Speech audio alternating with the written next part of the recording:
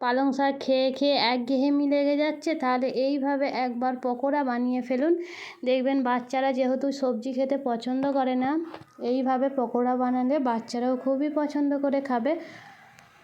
আর খুবই কম সময়ের মধ্যে কিভাবে মুচমুচে ও খাস্তা হয় তার জন্যই আজকের এই রেসিপিটা। আশা করছি এই রেসিপিটা আপনাদের উপকারে আসবে, তার জন্য পুরো ভিডিওটা দেখারই অনুরোধ রইল। আসসালামু আলাইকুম, সকলেই কেমন আছেন? আলহামদুলিল্লাহ সকলেই ভালো আছেন, সুস্থ আছেন। পালং শাকের পকোড়া করতে গেলে প্রথমেই পালং শাকটাকে পরিষ্কার করে ধুয়ে ঠিক এইভাবে ছোট ছোট টুকরো টুকরো করে কেটে নিতে হবে। আপনারা চাইলে এর থেকে একটু বড়ও টুকরো করতে পারেন, কিন্তু ছোট ছোট টুকরো করলে বাচ্চারা একদম বুঝতেই পারবে না যে এটা কোনো সবজি বলে। তারপর যেটা করতে হবে সেটা একটা আলুটাকে ঠিক এইভাবে একদম গ্রেড করে নিতে হবে ছোট ছোট করে। আলুটা কিন্তু খুব বড় বড় হলে কাঁচা কাঁচা রয়ে যাবে, তাতে খেতে খুব একটা ভালো লাগবে না। দেখতেই পাচ্ছেন কতটা মিহি মিহি হয়েছে। এরপরে পকোড়াটা রেডি করব। তার জন্য নিয়ে নিয়েছি পালং শাক, ছোট ছোট করে কাটার পর ধুয়ে নিয়েছি। তারপরে নিয়ে নিলাম আলু, ধনিয়া পাতা কুচি দিয়ে দিলাম, কাঁচা লঙ্কা দুটো বড় সাইজের কাঁচা লঙ্কা। এরপর দিয়ে দেবো পেঁয়াজ। পেঁয়াজের পর দিয়ে দিলাম এখানে শুধু আমি আদা বাটাই ব্যবহার করেছি, রসুন দিইনি। আর দিয়ে দিলাম একটা লেবু।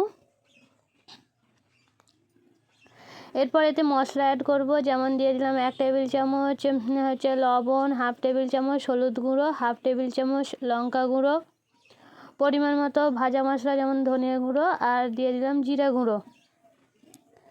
এরপর যেটা সবচেয়ে দরকারি সেটা চালের গুঁড়ো, আতপ চালের গুঁড়ো দিয়ে দিলাম। চালের গুঁড়োটা এই কারণে দিলাম যাতে এটা আরও খুবই মুচমুচে হয়। আর পরিমাণ অনুযায়ী বেসন, 1 বাটির মতো আমি বেসন দিয়ে দিয়েছি। তারপরে এটাকে হাত দিয়ে খুব ভালো করে সব উপকরণগুলো একসঙ্গে ছেনে নিতে হবে। সবগুলোকে একসঙ্গে খুব ভালো করে আমি মেখে নিচ্ছি। এখনও একটু সবুজ অংশটা প্রায় দেখা যাচ্ছে, মানে বেসনের পরিমাণটা একটু কম আছে, তাই আমি আরও একটু বেসন দিয়ে হাত দিয়ে খুব ভালো করে মিক্সড করে নিচ্ছি। দেখুন একবার কত সুন্দর সবগুলো একসঙ্গে ভালো করে মিক্সড হয়ে গেছে। ঠিক তেমন পালং শাকও বোঝা যাচ্ছে না। এরপর পকোড়াটা ভাজবো, তার জন্য কড়াই এখানে আমি সাদা তেল ব্যবহার করেছি। তেলটা যখন গরম হয়ে গিয়েছে তখন ঠিক এইভাবে হাতের সাহায্যে আমি গোল গোল করে তেলের মধ্যে সবগুলোকে ছেড়ে দেবো। এটা কিন্তু ভাজতে হবে একদম হালকা আঁচে, সবগুলোকে ভেজে নিতে হবে। এক পিঠ হয়ে গেলে এর পরের পিঠটাও ভালো করে উল্টে নিতে হবে। সবগুলোকে আমি এইভাবে গোল গোল করে ছেড়ে দেবো।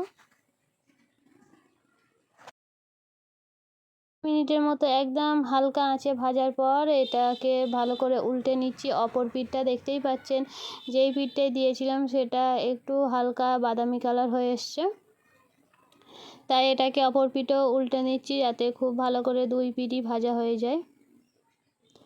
গ্যাসের আঁচ কিন্তু হাই হিটে রাখলে এটা পুড়ে যাবে, ভেতরে কাঁচা রয়ে যাবে, কিন্তু বাইরে কালার হয়ে আসলেও ভেতরে কাঁচা রয়ে যাবে, তাতে স্বাদটা খুব ভালো লাগবে না।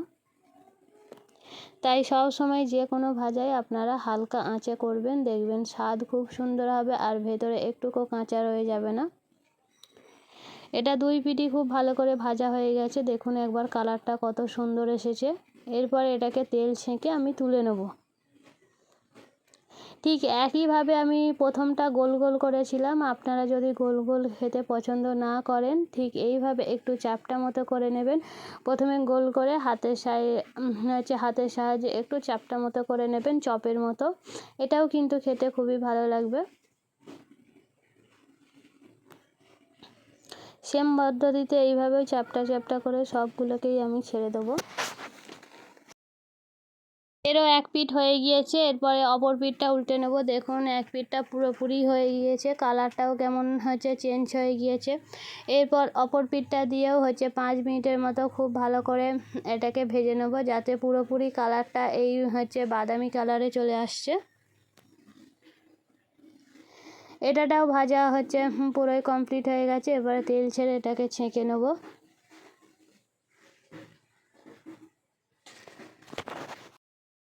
পকোড়া ভাজাটা দুই রকমভাবে আপনাদের সাথে শেয়ার করলাম। আশা করছি এই রেসিপিটা আপনাদের ভালো লেগে থাকবে। আর যদি ভালো লেগে থাকে অবশ্যই একটা লাইক করে দেবেন, আর চ্যানেলটাকে প্লিজ সাবস্ক্রাইব করে একটু পাশে থাকবেন। আপনারাও বাড়িতে এইভাবে পালং পকোড়া বানাবেন আর বলবেন যে কেমন হয়েছে। কমেন্ট বক্সে অবশ্যই লিখতে ভুলবেন না কিন্তু। এটা কিন্তু সত্যিই বলছি খেতে একদম দারুণ হয়েছে।